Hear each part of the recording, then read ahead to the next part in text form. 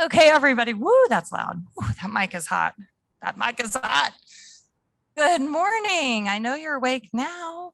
Thank you so much for being here. It's so good to see everyone in the room, and it's so good to see everybody on Zoom. Good morning. Good morning. Thank you for being here.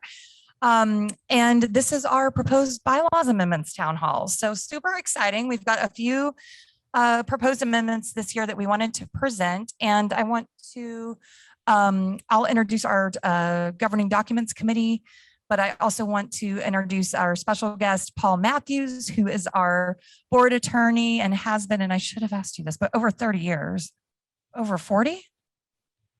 Okay, forever. We love Paul. We depend on him so much, and we're so grateful to him for his guidance. So thank you for being here today, Paul. We really appreciate it. And he will be at the annual meeting as well to help us out. So we just wanted to give you guys an opportunity to ask questions prior to the annual meeting and get familiar with these amendments, because there are several and there are a couple that maybe are a little tricky to understand if you just read them. So we thought we would do a little show and tell presentation for you. But I wanted to give a huge thanks to our governing docs committee and recognize their hard work. They have been an amazing group. This all kind of started 3 years ago under John Stamp's leadership. And I know John's on Zoom today. So hi, John, and thank you for all your hard work and the hard work of the committee members in 2019 and 2020, several of whom continued this year. But this year they've been under Lee McWater's leadership as chair. So thank you, Lee, for all of your hard work. But also Audrey Davis, David Frazier, Maureen Frazier, who's on Zoom, Jack Grissom, Tim O'Hare, Hedda Schwartz, who's on Zoom, Eric Trotz, Sue Turner, Angie Ware, and Sharon Brown is the board liaison for this committee. And I think she might be on, oh, she is on Zoom. So thank you guys all for your total commitment to this project and hard work. I know some of you have been on the committee several years, and I'm just so grateful to all of you. You were such professionals and such pros at doing all this. So thank you, thank you. So the way the team decided to do this was to split up the amendments, and they're each going to talk to you about one of them or two of them. A couple of them were a little bit easier. So some people have two and some people have one with 4 parts, like Lee, because he's the chair, and that's what you get when you're the chair. So they'll come up individually and speak to you about them. And then after each one, you'll have the opportunity to ask questions. And I put this in chat, but for the Zoomers, if y'all have a question, I'll be monitoring chat. So please just throw that in chat and I can ask it, or you're welcome to unmute yourself when we ask for, if there's any questions, and you can just ask the question yourself and hopefully we'll be able to hear you and all that good stuff. I did want to mention that the last time we did bylaws amendments was in 2018. And prior to that, it was 2014. So this is not something that we do every year, as many of you know, but there were a few things that the committee felt needed to be updated. So with that, I will turn it over to David Frazier to present on amendments 1 and 2. Give the man a round of applause. Come on. Thank you, Katie. First of all, I'd like to thank Chairman McQuarters and the rest of the committee. This is actually only my sophomore year in the business, although with Maureen, I've been around the business for 16 years. But to be on this committee with this talent and this experience and learning from all of you, thank you very much. It's been a pleasant experience and very educational. Thank you. Looking at bylaws, one thing I think we all know, but we want to keep in mind, overarching, is the bylaws and governing documents of a committee or of an organization are not static. It's not something you do put on the shelf. Like Katie said, it's been amended a few times in the last several years. So with that being said, these are living, breathing documents. So it bears saying that they have to be updated every once in a while. But with that being said, as different committees and different folks work on them, some inconsistencies develop and so forth, and it's a little bit disjointed here and there. So with the committee's vision, Katie doing the heavy lifting, Paul, thank you, going through and cleaning them up and streamlining them. I get the privilege of doing the first 2 amendments, which are basically housekeeping amendments, we'll call them. And that is consistently going throughout the bylaws and capitalizing proper nouns, such as board, directors, officers, and so forth. But when you're referring to the board, you are referring, in essence to a proper noun, so it should be capitalized. Again, the rationale there is promote clarity, uniformity.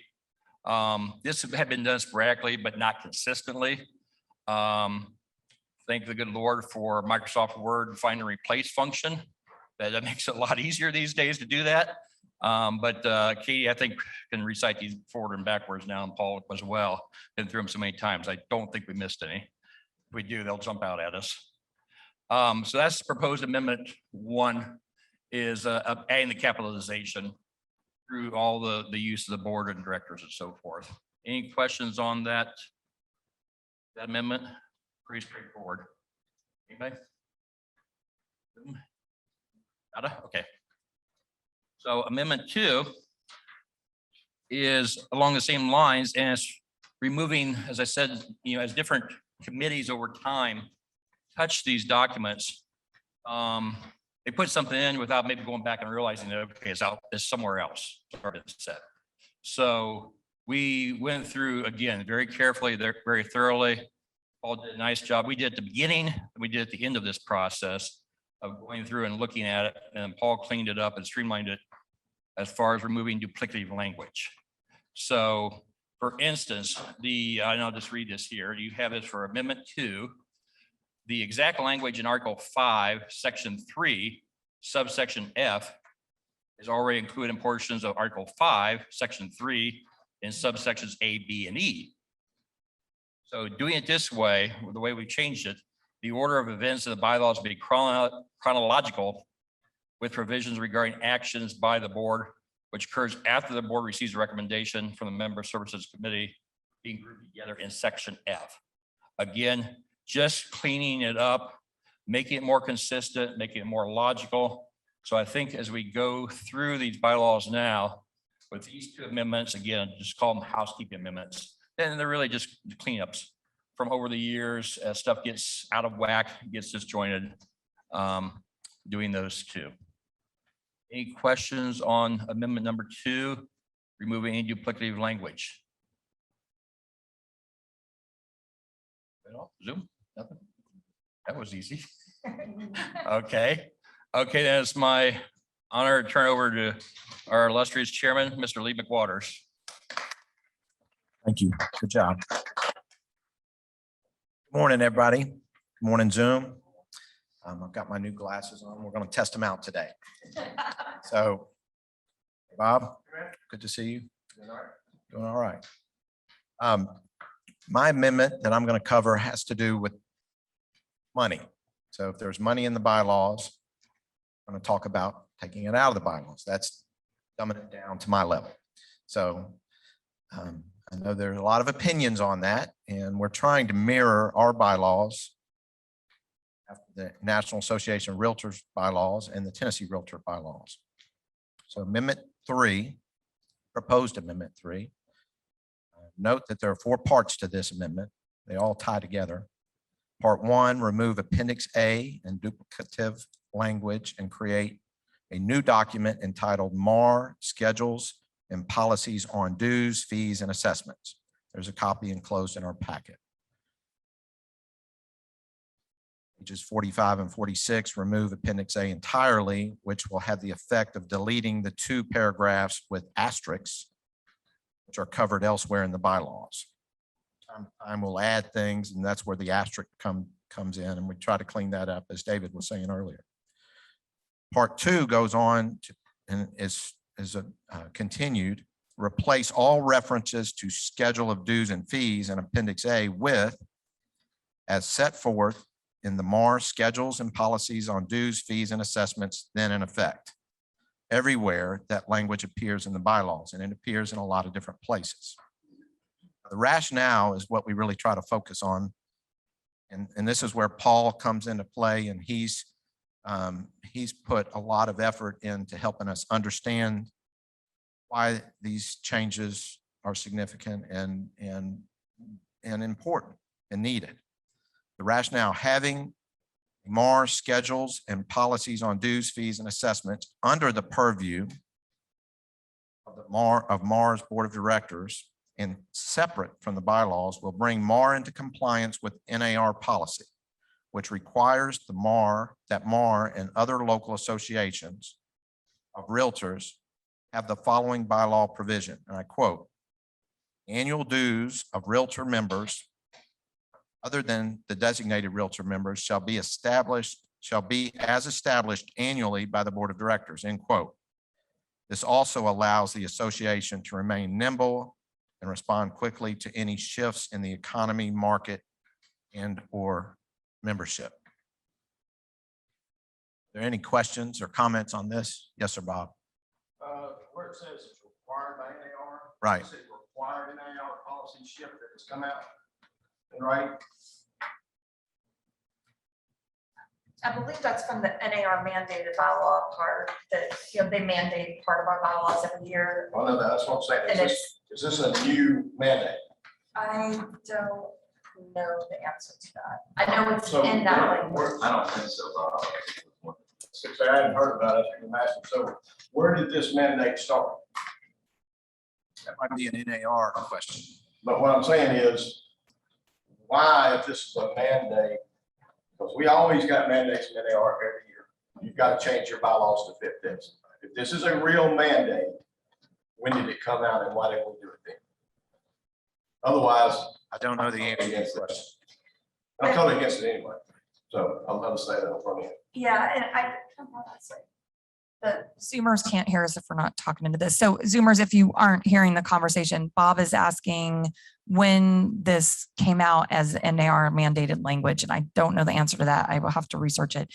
But I know that they have mandated language that has to go in our bylaws every year. My guess is, I know that language has been in our bylaws.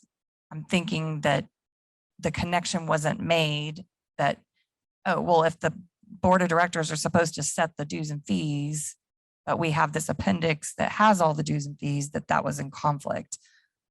I don't know for sure the history of it, but I know that the language has been in our bylaws. I'm not sure I'm answering your question. At one of our meetings that was held in the Hilton Hotel, if I remember, it was probably 100 plus people there or more that had a very lively discussion about this. It was soundly defeated. And I think it'll be the same way this time once everybody understands what this means. One thing that it says that doesn't make sense is it makes us nimble and quickly to react.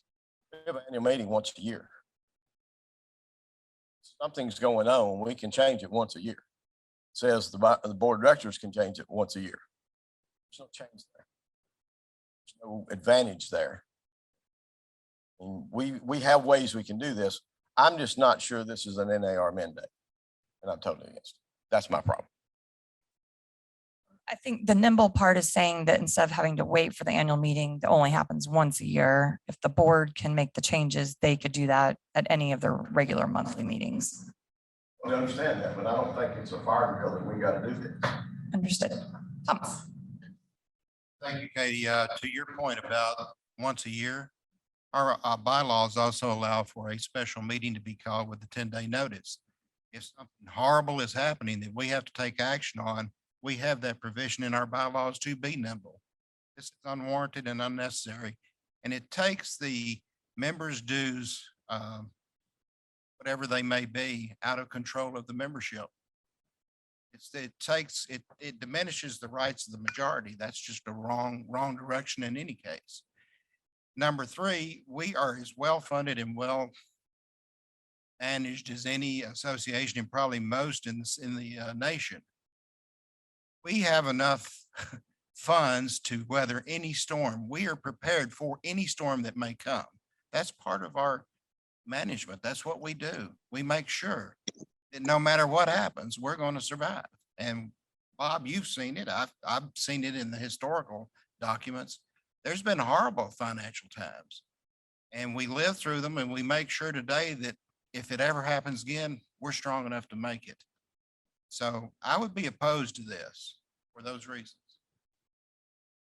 Does anyone else on the committee want to talk about rationale or what y'all's?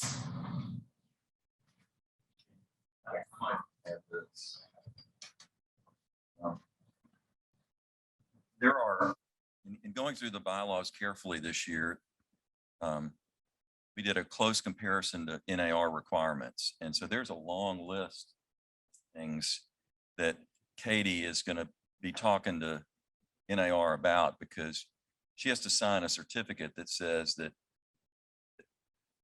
ours bylaws are verbatim consistent with NAR's requirements. And so I suggested to Katie that that we highlight to NAR the differences on those particular points and discuss with them. They really mean verbatim. You know, that's a strong word. I can remember in years past, it seems like they used to ask me to certify that they're not inconsistent with. So I don't know if Katie's had a chance to have that discussion yet, but that's, you know, hopefully member policy is going to read through it. We give them in a red line and they'll say, you know, it's not inconsistent. You don't have to use precisely our verbiage. And this is some, you know, to the extent you're asking Bob about, is this really what NAR is saying? I mean, that's certainly a discussion to have with NAR. Seems to be what they're saying.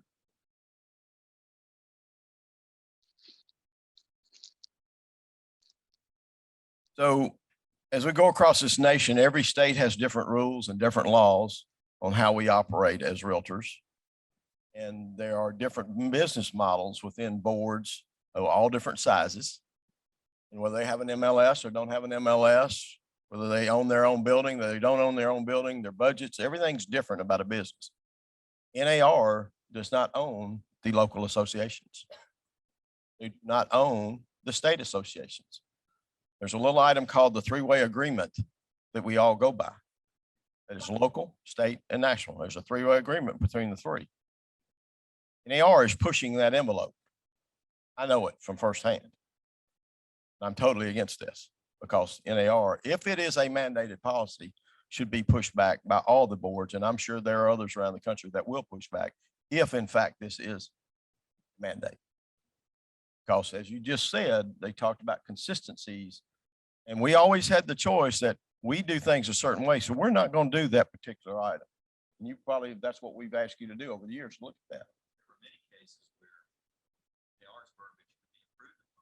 Right, that's right. We would clarify it. It would still be consistent. It just wouldn't be verbatim. That's right. But now we've got verbatim. Right. So that's why I'm against it. I'm not against us in the room. I'm against what NAR is trying to tell us how we've got to run our business that we own and operate, and we do a damn good job at it. So that's why I'm against this. And I'm sorry, but I've got to leave. I got an appointment, but I wanted to say that before I go. Hey, Lee, can anybody hear me? Yes, we can. We were all like, who is speaking? Oh my God, we're looking around the room. This is Steve Brown. Thanks for allowing me to speak.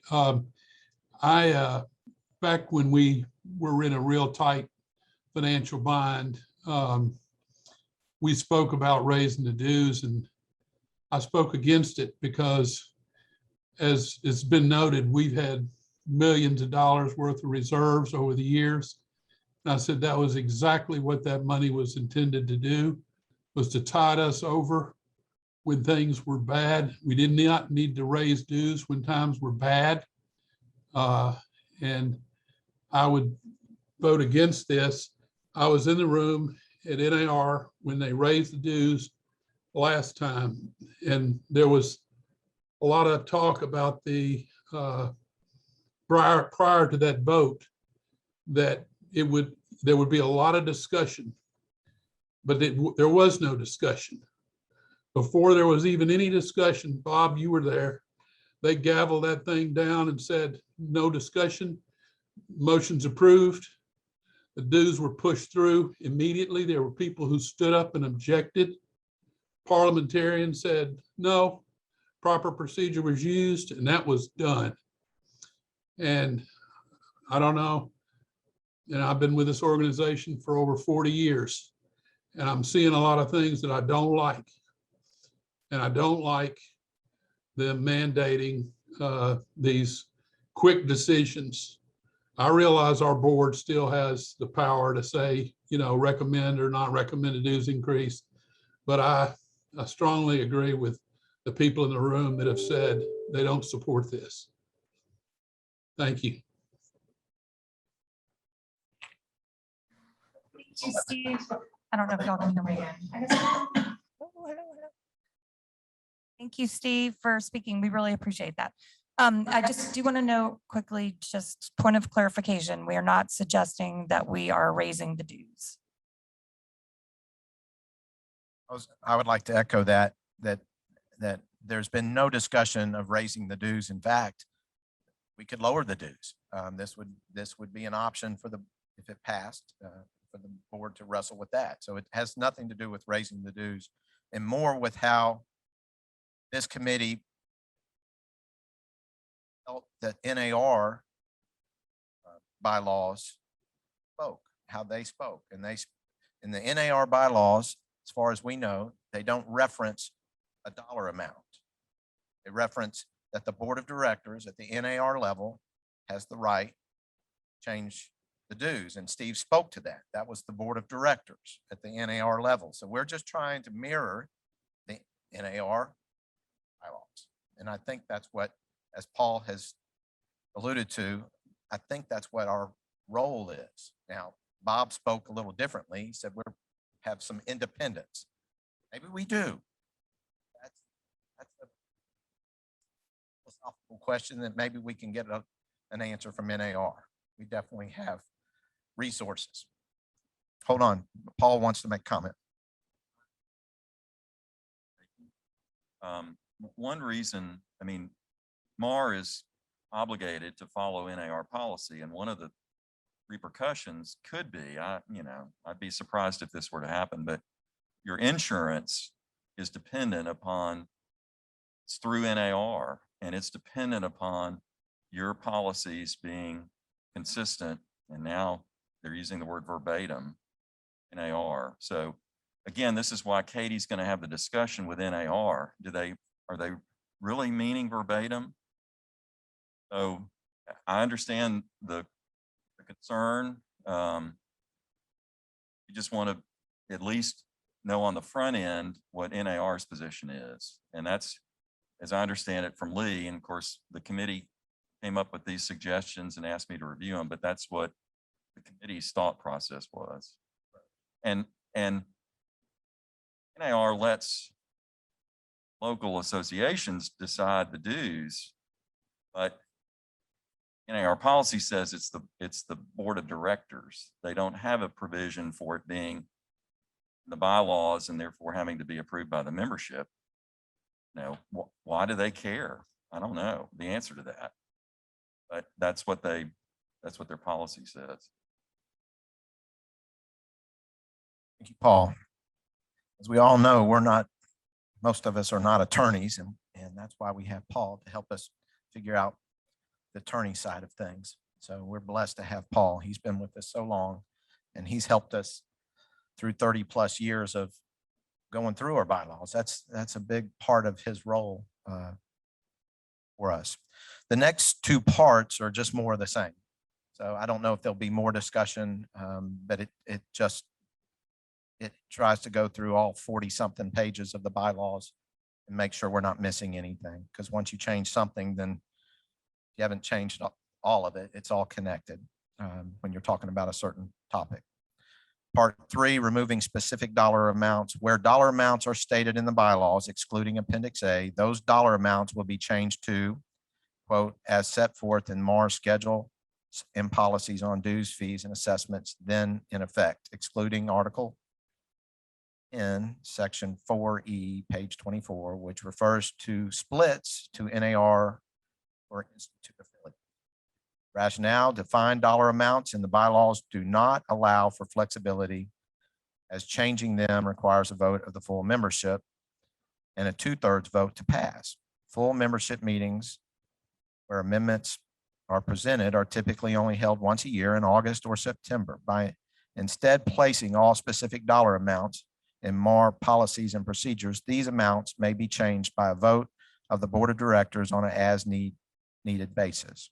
This allows the association to remain nimble and respond quickly to any shifts in the economy, market, and or membership. Splits to NAR for Institute affiliates are excluded because those are addressed in the next proposed amendment.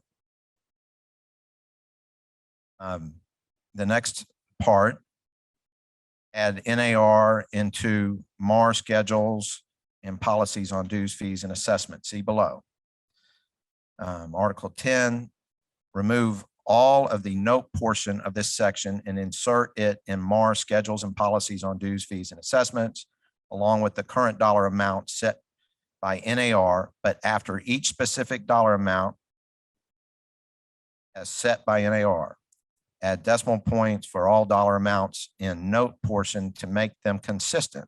Also add a sentence at the end of subsection E, quote, see MAR schedules, policies on dues, fees, and assessments for information on the amount of collecting and remaining of such dues.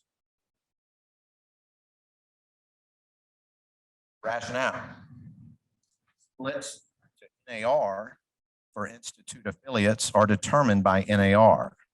When NAR changes these figures, our bylaws already allow us to make corresponding changes to the amounts stated in the bylaws without a vote of the full membership, as long as the change passes a 2/3 vote of the board of directors.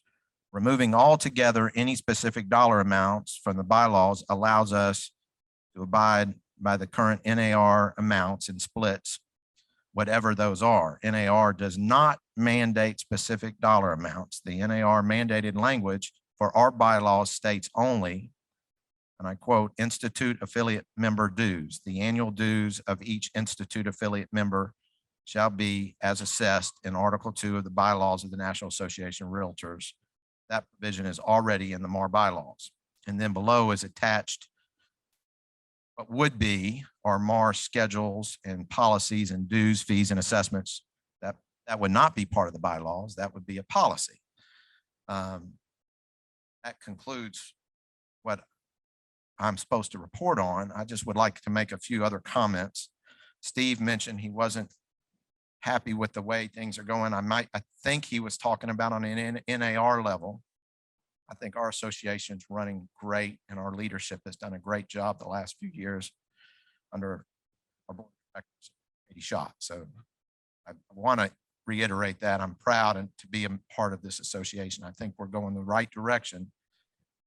Lee. As far, yes, sir, Steve. My comments had nothing to do whatsoever with MAR. I'm very happy with the way MAR runs itself and the way you've handled yourself, and it strictly had to do with things that are going on at NAR.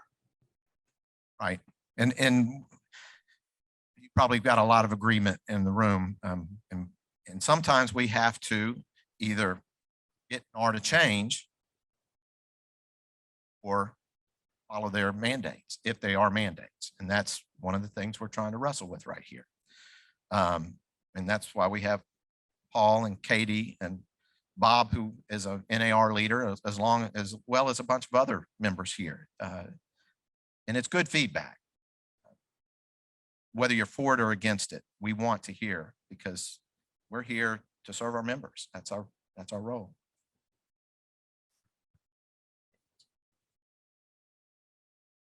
I don't know. You broke my train of thought. I don't know. That's so easy to do. I'm scattered. I didn't take my ADD medicine. I hear what several of y'all have said about your concern, and I understand that this could be thought that this is a motion or an amendment to raise dues. It's absolutely not. And I do think we are a well-oiled machine, and I think the way we've handled our money, the good stewards of our members' fees, I think we're doing a great job there. So that, I think Sue Turner wants to make a comment. And then we'll get the questions from Zoom. I think I can be heard with this on. I just want to say, as a member of the committee, that I feel like we struggled trying to work through this and talk about it and try to figure out what was best. whether the monies and the portions of that money actually needed to be in the bylaws, or whether it needed to refer to the amount of monies, or it needed to be. So we spent a lot of time trying to figure out what was best. And I'll 100% say one of the concerns is if you take the authority away from the membership to set these dues and fees, that there would be certainly some pushback and some concern that you're leaving the door wide open for whatever board of directors decides to do. And that's a fair thing to think about, right?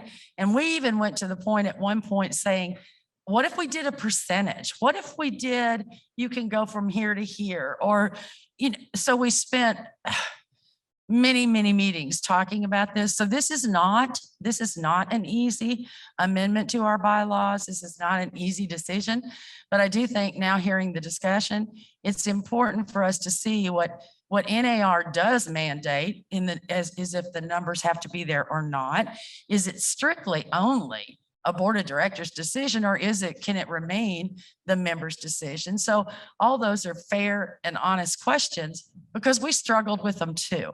And so I just think it's important to say that this particular thing was not taken lightly by the committee, and quite honestly was vetted in different shapes, forms, and fashions.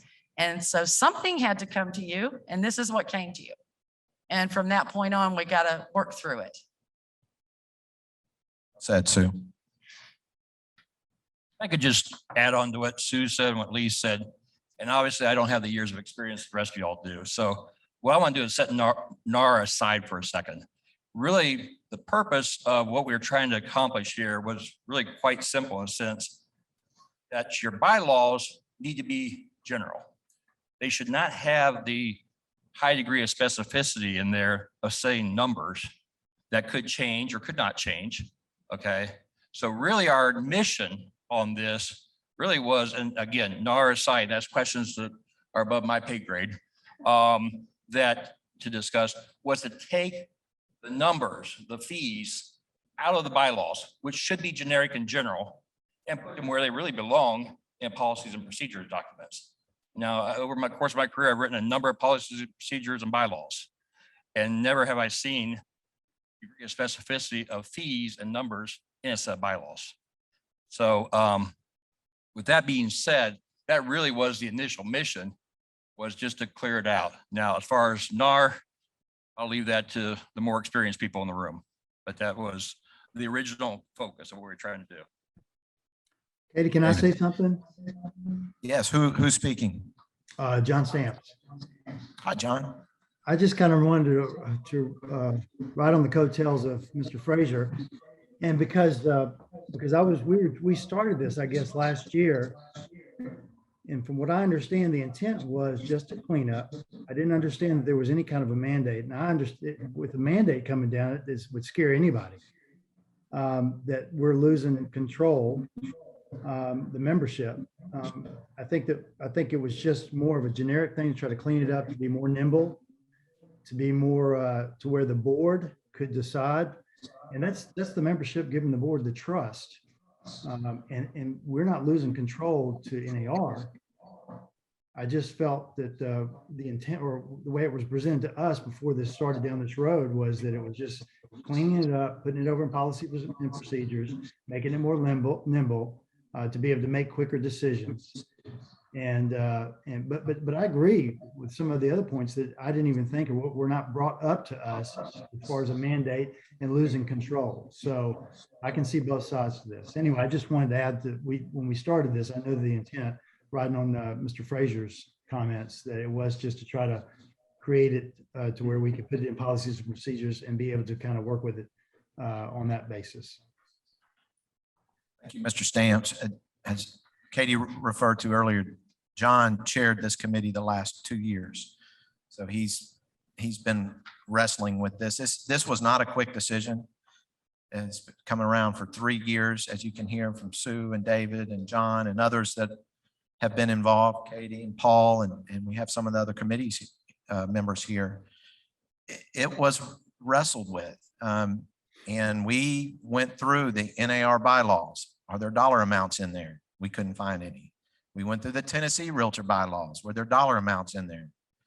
We couldn't find any.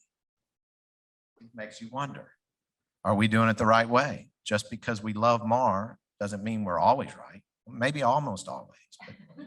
But, Sue brought up a good point. It doesn't have to be a yes or no, or I'm opposed or I'm against. We're in the business of negotiating things. There could be a happy medium. It could be, she mentioned, a percentage. It won't go up a certain percentage. That would control or go down. I said go up, but or down or change. I think the word would be change, a certain percentage. I think our local dues are $160. So but we're not just talking about dues, it's a schedule of fees and whatever else is involved. I do have faith in our board of directors. They are a representative of our membership and we elect them. It's kind of how our country runs. And some people love it, some people don't, but that's a conversation for another day. I think Katie has some questions on Zoom. You. And just to piggyback on what John Stamps was saying. So yes, you're correct, John. Initially, this was about guidance we had gotten from consultants in the industry. We're looking at the NAR bylaws, the TR bylaws, what David was saying, excuse me, about other associations and boards and how they run their boards and taking out the dollar amounts. So there isn't that level of specificity in there, like you said. So that was initially it. Now, when we asked Paul to review everything, he is the wizard when it comes to legalese, as we all know. And so when he started looking at it, I think that's when we realized, oh, there is something in the NAR. And this was as of the past month, I think, that we realized there's something in the NAR. There is mandated language from NAR that all local boards have to have in their bylaws. Like Paul said, we have to say every year that we have it in there in order to continue to have our insurance and our charter. So as part of that language, Paul discovered there's something in there that says the board of directors should set the dues and fees for the association. So that's where that question came up. Oh, well, it seems like that's actually already in there. So are we going in violation of NAR policy? So back to what Sue was saying, NAR isn't saying we should put specific dollar amounts, and they certainly aren't saying which dollar amounts it should be. The only thing in there that caught our attention was NAR is saying that dues and fees should be set by the board of directors. So I don't know if that clarifies that, all of that a little bit. There were some questions. So let me read what's in here now. So Terry Porter was saying in chat, I strongly agree with Bob and Steve. This does nothing but diminish our power as members. Then hang on, sorry, I'm having trouble.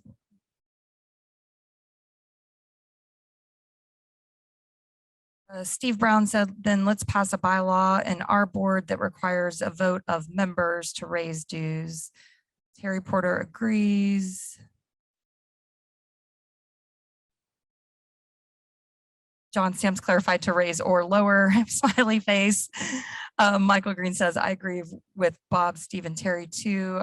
We have a great local board members and staff. I don't think it will be an issue to call a special meeting if needed. So our Realtor members still have a say. Maybe the bylaws could be amended so that the local Realtor membership still has to approve the MAR schedules and policies on dues, fees, and assessments then in effect. And Rayanne says, so in essence, it gives any future board the power without membership vote to change fees, ? Michael Green says, can't the process the BOD uses involve our membership? That was the feedback in there. So I'll be sure to pass all of this along to governing docs committee via email as well, but I just wanted to read that out loud for the record for everybody. Are there any more questions from the Zoomers or in person about number 3?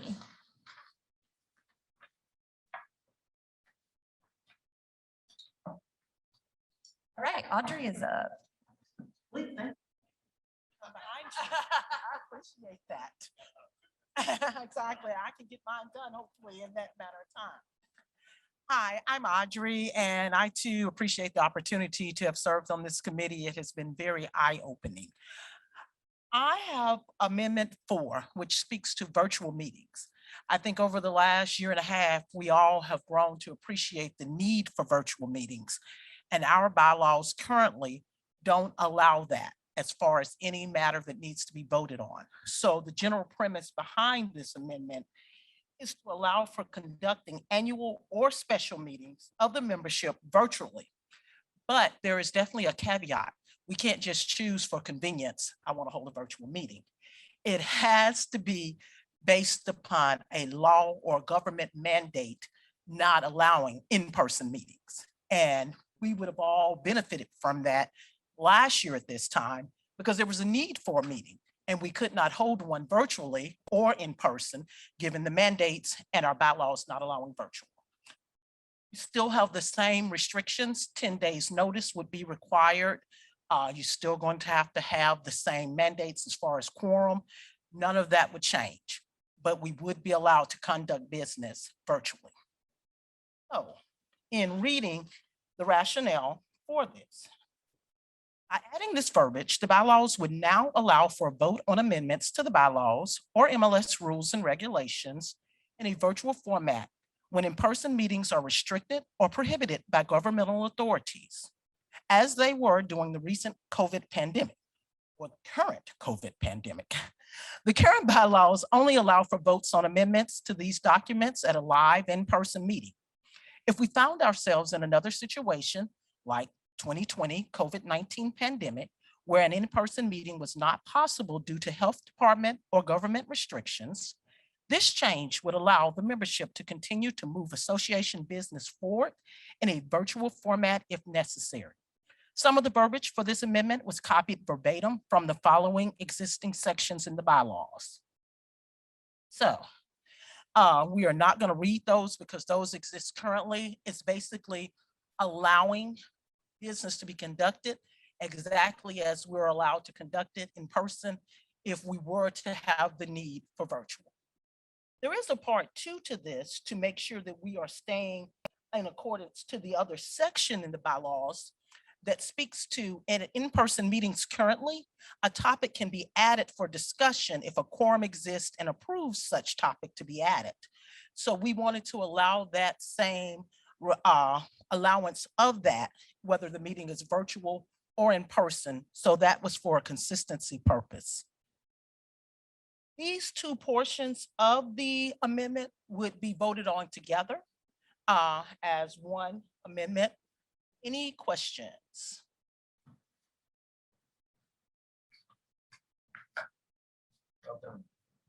Thank you.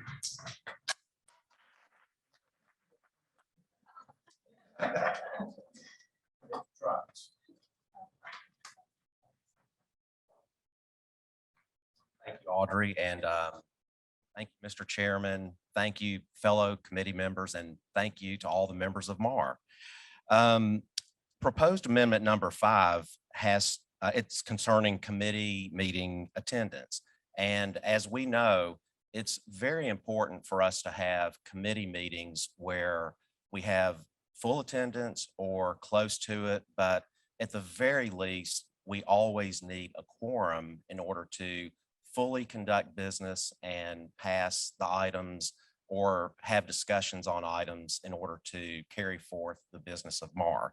So if you'll look at Article 13, section number 2 on page 38 under attendance, it's a very short paragraph, and what the committee, the governing docs committee, we're proposing to, or actually keeping things the way they are would allow someone to miss 2 meetings and then attend one, miss 2 meetings, attend one, and so on. That means a committee member could actually miss more than half of a year, and MAR can't really fully do its business if we don't have good committee attendance. So the governing docs committee is proposing to allow a member to miss 3 meetings total. And then that's it. That's a pretty liberal interpretation of, that's a pretty good number of meetings a person can miss. But we also are giving grace to somebody as far as we're distinguishing the meetings by either regular or special meetings. A regular meeting is where a committee member has been given advance notice, and sometimes advance notice up to a year in advance. So it's easy to plan for regular meetings. That's what we're saying. You can miss 3 of those. The special meetings are like at the last minute, like a hot topic comes up and then we have to have a meeting in 5 days or 3 days or a week. So we're removing that because those are a lot harder to plan on. So we're also saying that we're taking the excuse part out of the attendance paragraph. So the documentation here in front of you is to remove the word successive, remove the word special, and remove the part about excused absences. And this would just clarify that a meeting member can miss 3 committee meetings, and that's it. And that would allow us to fully conduct business and encourage members to attend committee meetings. Oh, are there any questions about that?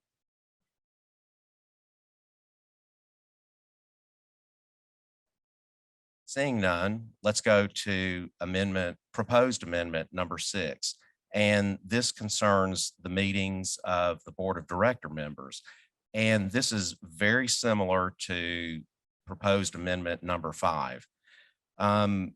This proposed amendment clarifies the number of meetings that a board of director member can miss regarding regular meetings, again, not special meetings. And it does take away the excused absences as a reason for being able to miss a meeting. So this just clarifies, and it makes it a little bit to where, or it just basically gets our members or our board of director members involved more, and it prevents us from not being able to carry forth our business. So any questions? And that's proposed amendment 6. So thank you very much.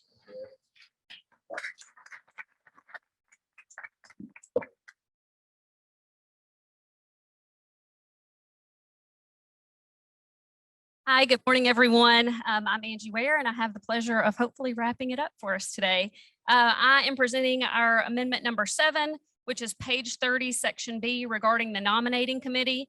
And it is to replace "in the association office at a time approved by the directors" with "at a time and place determined by the nominating committee chair."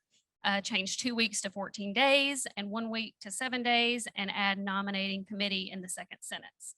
The new paragraph would read, "The nominating committee shall meet at a time and place determined by the nominating committee chair, not less than 14 days prior to the date of the election, for the purpose of making the nominations. Written notice of this nominating committee meeting shall be given to all committee members in writing. Suggested names of candidates for office. Said notice may be electronically submitted where permitted by state law."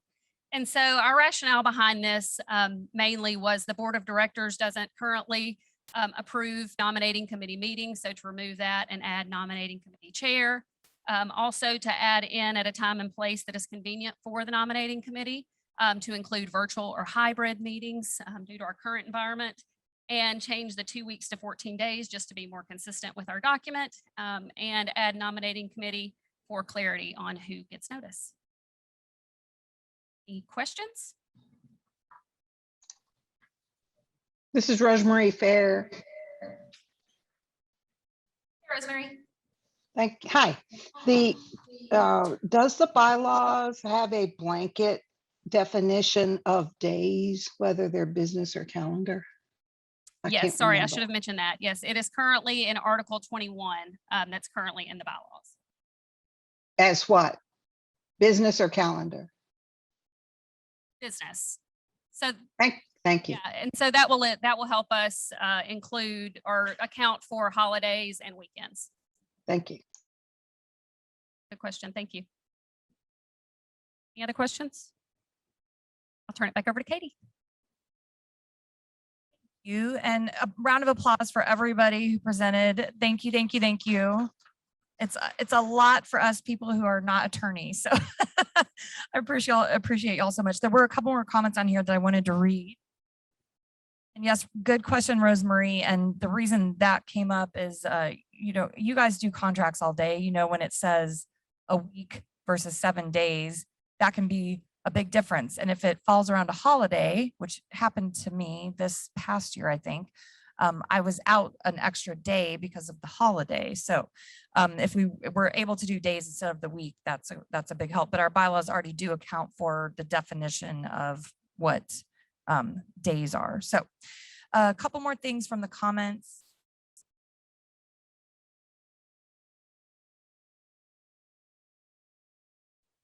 From Sherry Scott Chambers, I agree with Bob, Steve, and Terry too. We have a great local board members and staff. Thank you. Thanks, by the way, for all of you who said that. I don't think it will be an issue to call a special meeting if needed, so our Realtor members still have a say. Lynn Fund, we exist for our members. Therefore, I do believe to continue to be a successful board as we are, our members should have the opportunity to vote to be heard through a vote. I also do agree that our board have the final approval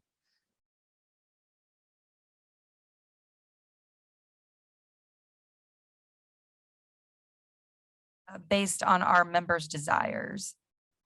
And then Rand did have a question about back to Audrey's about the virtual meetings, why the committee chose to not allow for virtual meetings for anything, but limit it to only if there was a government mandate. I did answer her question directly to her, but said that the committee, and hopefully I spoke for you guys okay, but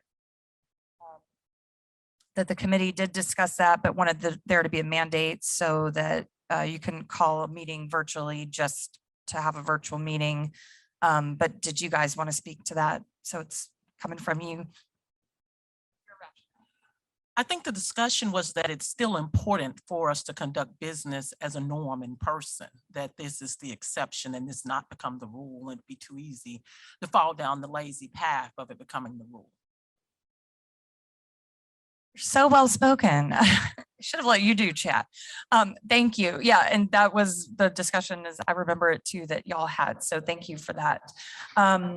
So that is it, guys. So thank you so much for everyone who jumped on. I really appreciate it. We had almost 50 people on Zoom. So thank you guys so much for caring enough about our association to tune in today. We really appreciate it.